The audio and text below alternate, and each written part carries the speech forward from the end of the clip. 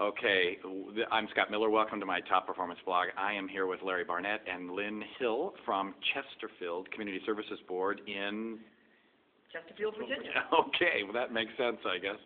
And, you know, I'm very excited to talk to you guys live and in person because you've been implementing client-directed outcome-informed work now for about 3 years. And you have some fairly exciting results that have just been released that I'm going to actually blog about later today or tomorrow if I can get around to a computer terminal. Can you tell us about what's happened at Chesterfield CSB? Yeah, I'll start us off.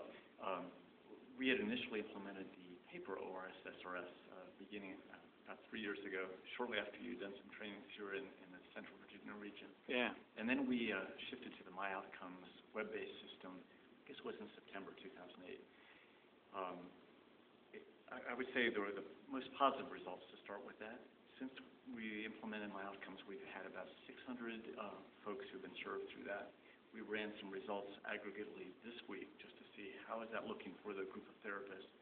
And where we've generally had some pretty positive results previously, we've noticed that they're ticking in the up direction. So what we've seen is for our active cases, on average, there's been an increase of 8 points on that. For the inactive cases, an increase of 9 points. Okay. So, but what's interesting is that it's been ticking up over time since we first started tracking that. So we have a fairly large group at this point. We don't know exactly what accounts for that. Yeah. But, you know, we suspect that having some systematic elicitation of feedback from our clients is part of what's improving the outcome. And your setting is part of public behavioral health. That's right? Right. And you were saying something about caseloads and the number of long-term clients. Can you say some more about that? Yeah. When we started this, we had caseloads sky high, as high as 88 people. And on an individual clinician's caseload? On an individual clinician's caseload. We were a small team of 7 clinicians. Okay. And they were carrying just astronomical caseloads. Yeah. And now the highest caseload is about 51, I think, the last caseload report. Wow. So we're talking about a tremendous decrease. Yes. And what, the clients just went away, or what happened to these people? They went to some other person's caseload? What happened? They didn't go to somebody else's caseload. Yeah. We got better at using the outcome measures in delivering therapy services to people who were actually benefiting from them. Okay. And what we learned is that our caseloads had been filled with people who had been served for many, many years with very minimal amount of change. Okay. And or benefit. The relationship was key, and sometimes in situations it was a good fit for the therapist and for the client. Okay. And they liked meeting together. Okay. But there wasn't a way to demonstrate that the client was getting the outcomes that they wanted, the benefits that they wanted. Okay, this isn't about creaming and dumping. You sometimes hear this complaint somehow, well, then maybe what you're doing is just working with the easy clients, and then the rest of them go to the ER, to the jails, or someplace else. Is that?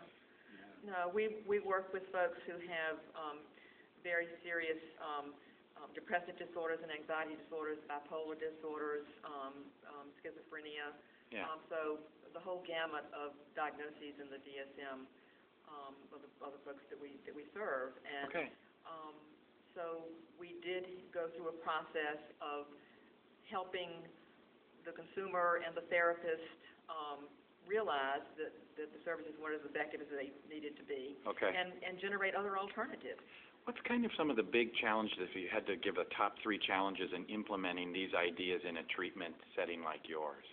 I think one that comes to mind is the belief system of the therapist. When we worked on this initially, most folks thought that they were doing this already.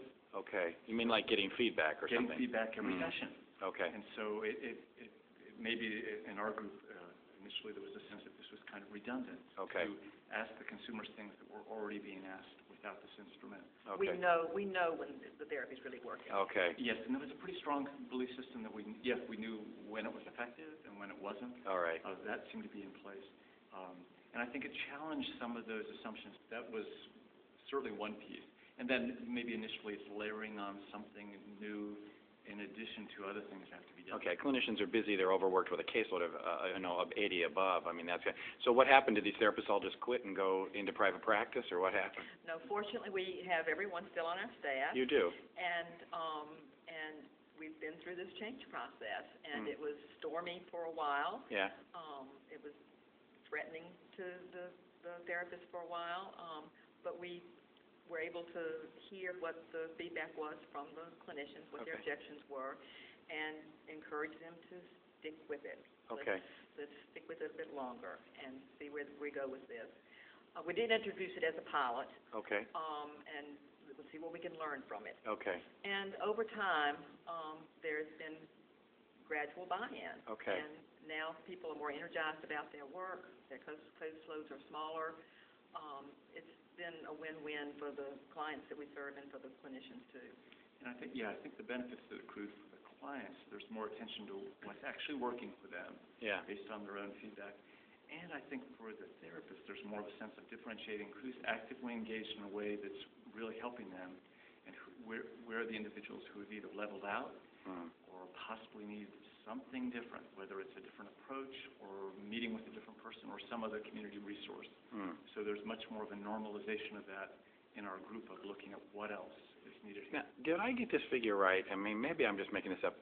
You're saying that you've implemented this, you've done this over a 3-year period, and a figure of 70% comes up here. Can you say what that is about? It's a little startling to us, actually. Our unduplicated count, which is a report we've run for some time to see how many people are served without, whether they've come back once or twice or 3 times in a year, just if you do an unduplicated count, how many people get served by this team each year.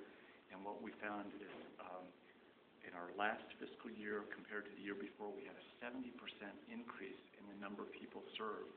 So many more individuals are getting in, even though our team of therapists is the same size. And what we have is many fewer people getting served longer term. So we don't have the cases open over a year or over 2 years. So what it's done is it's changed access. A lot of people can get in much more quickly. Many more people are served, same resources. But yes, 70% increase. Wow. Thanks you guys so much for talking to me. It's exciting developments, and hope to stay in touch in the future. Thank you, sir. Thanks, guys. Oh, yeah. Thank you. Very exciting. And really, I think the consultancy, what you want to say, looking back, we can see so many things that we didn't realize at the time. But I think having your perspective and contact with the team as a whole around some of that stormy period was really important. And I remember making a commitment to you of 10, which I think we still, even though they've split that wider, I thought it would be very interesting to kind of schedule another one with the team and talk about our results now. Are we in to just examine what does this mean? It's interesting to hear you talk because, of course, I'm learning as we go along with this about implementation. And I mean, when I show this implementation process, and I what is that thing in here?